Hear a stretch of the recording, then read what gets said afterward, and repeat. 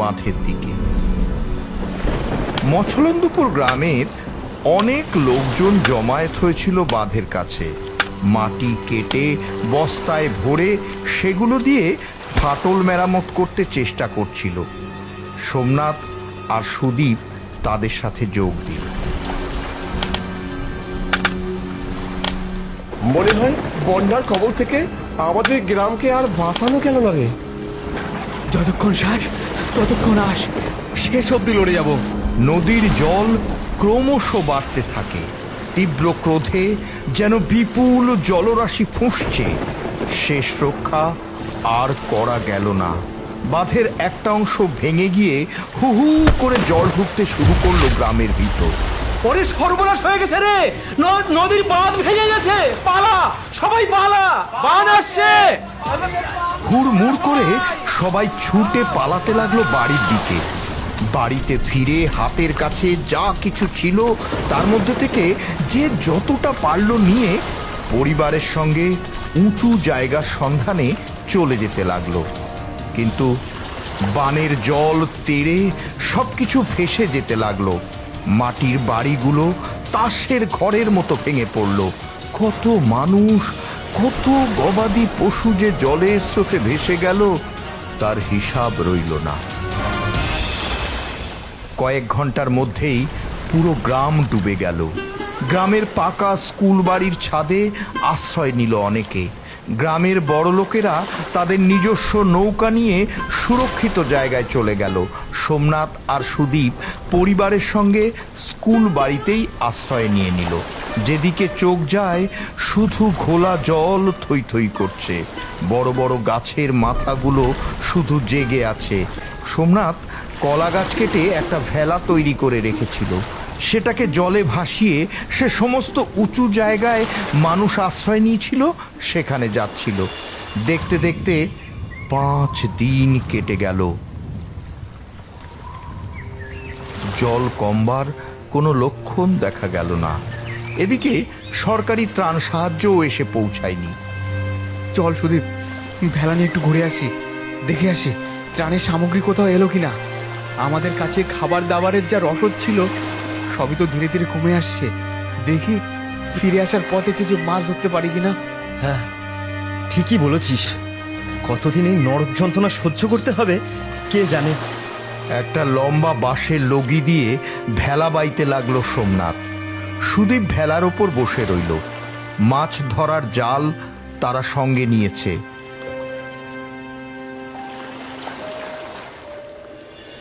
কিন্তু উঁচু জায়গা যেখানে যেখানে মানুষজন আশ্রয় নিয়েছিল সেখানে গিয়ে জানতে পারল কোথাও ত্রাণ আসেনি। অনেকে পানীয় জল না পেয়ে দূষিত জল খেয়েছে, আর তাতে ভেদবমি হয়ে মারা গেছে অনেকে। চারিদিকে শুধু পচা গন্ধ, নোংরা আবর্জনা আর কচুরিপানা জায়গায় জায়গায় আটকে আছে। কয়েকটি বাড়ির ছাউনির অংশটা শুধু জেগে আছে। ওরা ফিরে চলল স্কুল বাড়ির দিকে। কলা গাছের ভেলা নিয়ে বেশি দূর যাওয়া যাবে না সুদীপ। তাকিয়ে দেখ, মাঠের পর মাঠ যেখানে সবুজ ধান ক্ষেত ছিল সেখানে এখন শুধুই জল। সাধারণ মানুষের ক্ষতিপূরণ কেউ করতে পারবে না রে। প্রাকৃতিক বিপর্যয়ের কাছে মানুষ অসহায় শিশু মাত্র, কেউ কিছু করতে পারবে না। আচ্ছা, এখানটায় জাল ফেলছি, দেখি মাছ পাই কিনা। সুদীপ জালটা একটা ফাঁকা মতো জায়গায় ফেলল।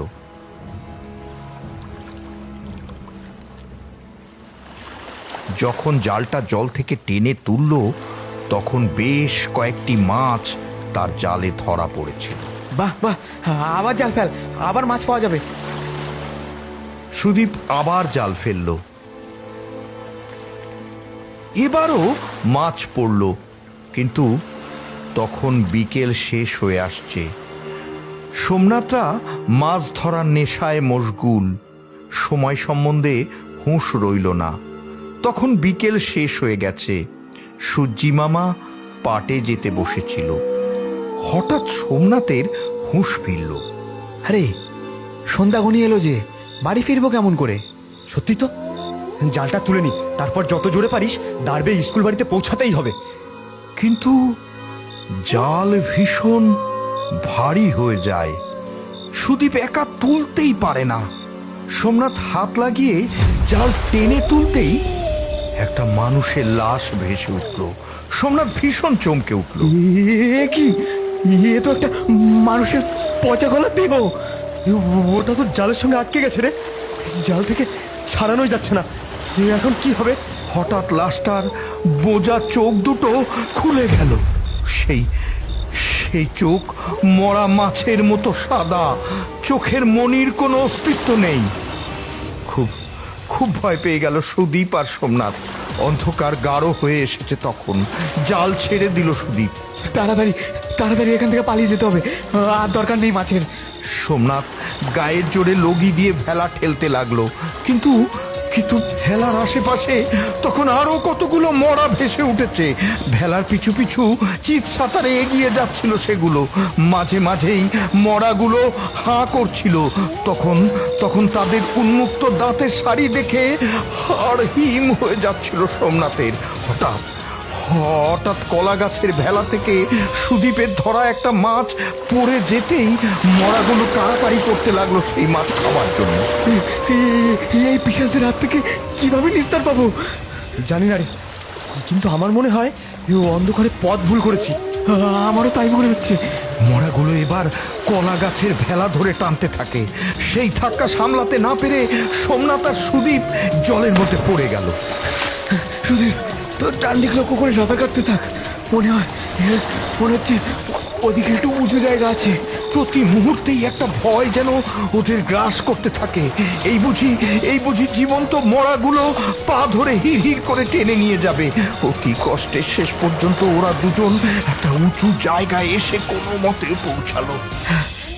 এখন ওকে পিশাচগুলো পেছনে ধাওয়া করছে না কি রে সুদীপ? মনে তো হচ্ছে আসছে না, বলা যায় না। আবারও আসতে কতক্ষণ?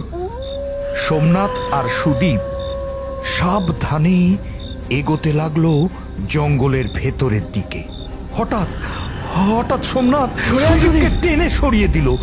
আর তখনই হিস হিস শব্দ তুলে একটা গোখরো সাপ ফনা দোলাতে থাকলো। খুব জোর বাঁচিয়েছিস ভাই, অসংখ্য ধন্যবাদ। আরে না না, এটা আমার কর্তব্য।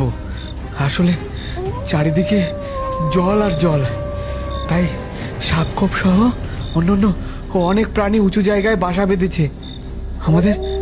আমাদের সাবধানে চলতে হবে। আকাশে তখন ভাঙা চাঁদ দেখা যাচ্ছে। আবছা আলো গাছের পাতা বেয়ে চুইয়ে চুইয়ে পড়ছে মাটিতে।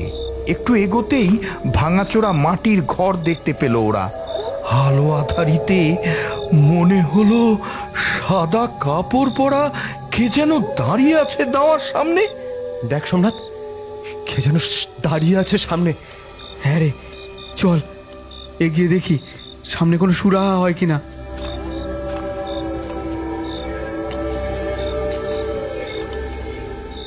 যা বাবা, কোথায় গেল রে? এই তো সামনেই ছিল। তাই তো, গেল কোথায়?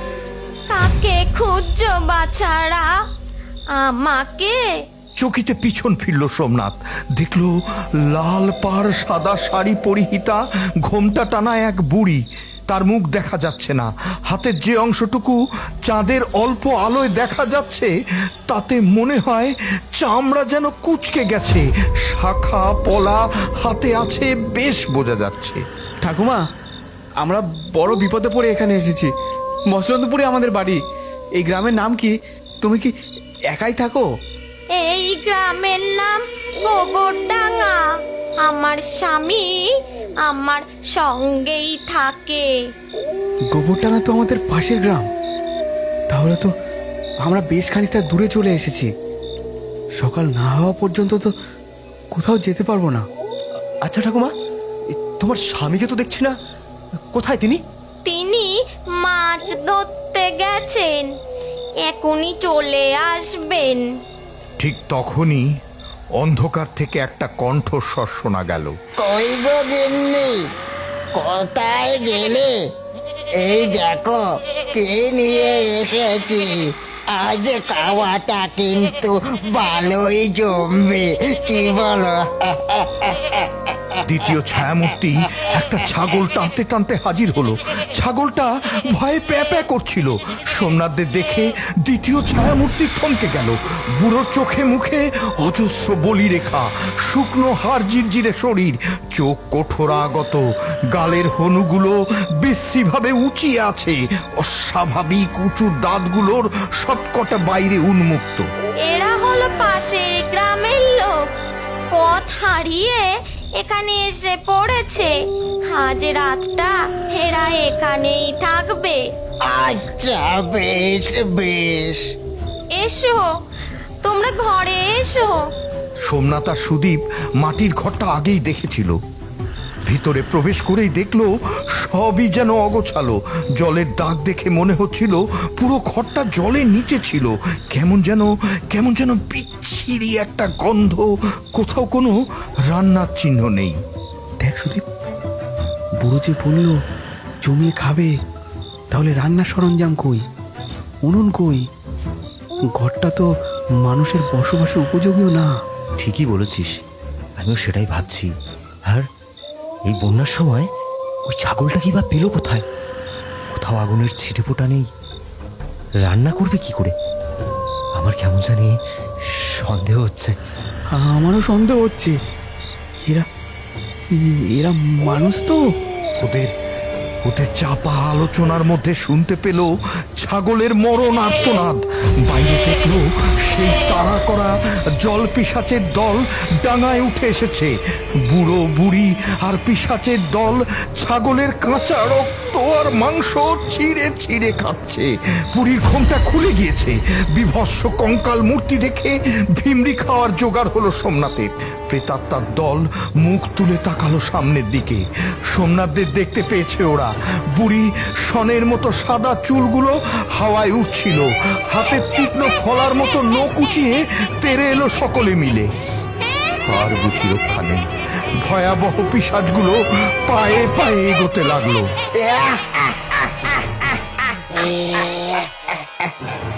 ছাগলের মাংস দিয়ে সন্ধ্যায় জল খাবার খেলাম, এবার তোদের রক্ত মাংস দিয়ে হবে রাতের খাবার।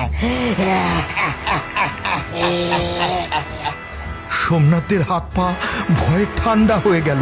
কি করবে ভাবতে পারছিল না। এমন সময় সোমনাথের মনে পড়ে গেল ওর গলায় ঝোলানো মা কালীর লকেটের কথা। তারাপীঠের এক তান্ত্রিক সাধুর কাছ থেকে নিয়েছিল সেটা। সেই তান্ত্রিক একটা মন্ত্র শিখিয়ে দিয়েছিল। বলেছিল অশরীরীর কবলে পড়লে মা কালীর লকেট হাতে নিয়ে মন্ত্র উচ্চারণ করতে। সোমনাথ তাড়াতাড়ি লকেট হাতে নিয়ে মন্ত্র পড়তে আরম্ভ করলো। মন্ত্রের প্রভাবে বুড়ো বুড়ির প্রেতাত্মা সমেত পিশাচগুলো একটা অদৃশ্য বন্ধনে আবদ্ধ হয়ে গেল। নড়াচড়া আর করতে পারল না। আমাদের ছেড়ে দে, আমরা তোদের কোনো ক্ষতি করব না। আর একটু হলেই তো ঘাড় মটকে দিতে। আর কোনো বিশ্বাস নেই তোমাদের উপর।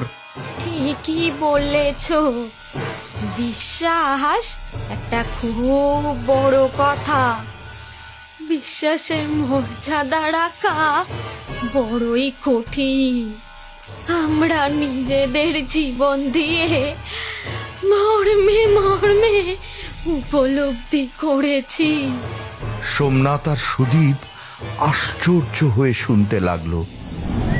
আমার ছিল 2 সন্তান, দুটোই ছিল পুত্র সন্তান। অনেক কষ্ট করে, ত্যাগ স্বীকার করে তাদের বড় করে তুললাম। কাজকর্ম শেখার পর যথাসময়ে তাদের বিয়েও দিলাম। নাতি নাতনি হলো। আমাদের বিশ্বাস ছিল শেষ বয়সে একটু যত্ন আত্তি পেয়ে সুখে কাটাতে পারবো।